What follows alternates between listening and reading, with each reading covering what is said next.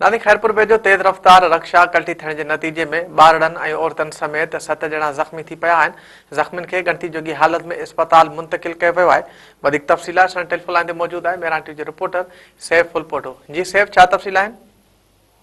जी, खैरपुर भरिसां क़ौमी शहरा ते तेज रफ्तार रश्का कल्टी थियण जे करे 7 ॼणा सख़्त ज़ख़्मी थी पिया आहिनि, जिन खे सिविल अस्पताल खैरपुर मुंतकिल कयो वियो आहे। शाह हुसैन बाईपास भरिसां तेज रफ्तार रश्का कल्टी थियण सबबि 3 औरतूं ऐं 3 नींगरियुनि समेत 7 ॼणा सख़्त ज़ख़्मी थी पिया।